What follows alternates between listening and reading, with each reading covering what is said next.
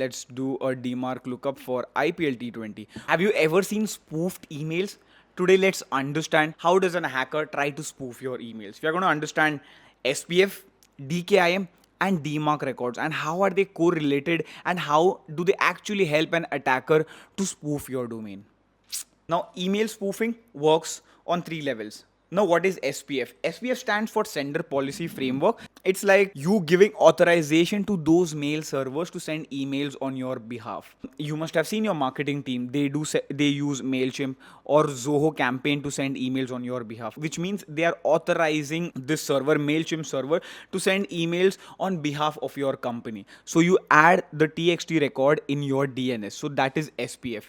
And then you have your DKIM. DKIM is like you signing the letter with a unique secret signature. This shows that message has come from you and not another person. And then you have your DMARC. DMARC tells if the SPF fails or DKIM fails, what action you need to take. Now, DMARC works in three stages. You have your none stage, quarantine stage, and reject stage. I have written it down here for you.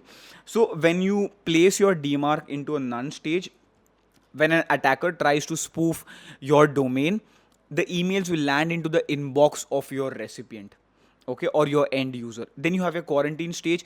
When you keep your DMARC at quarantine stage, emails are going to land into the spam folder of your recipient. And then you have your reject stage. In the reject stage, they never reach out to the end user at all. And I'm going to show you two simple examples of UEFA, update.uefa.com, people who like football. And then we are also going to check about IPL T20. Here is a DMARC record for UEFA, update.uefa.com. So I keep receiving emails from UEFA for Champions League matches. Yesterday there was a match between Arsenal and Paris. So they send such emails daily. Daily you might get 2 to 3 emails. So they have their DMARC record kept at P equals to reject, which means if an attacker is trying to spoof update.uefa.com, it is never going to reach my inbox. And you have your RUA. RUA stands for the aggregator report.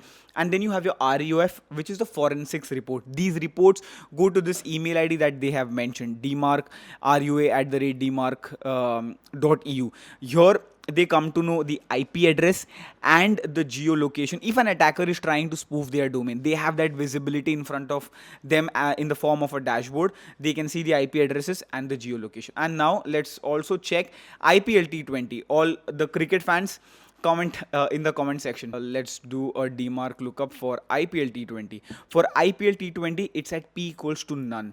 In the none stage, if I am an attacker, I can still spoof this domain IPLT20.com and emails are going to reach your inbox. I can say tickets@IPLT20.com, free tickets.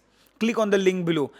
I'll ask for your credentials and boom, you're compromised. That is how email spoofing works. So these attackers, they use SMTP relays to spoof domains and end users. Especially they target top people, your CEO, CFO, if it is a B2B compromise. It's known as BEC, business email compromise. Hope I have added some value to you from this video.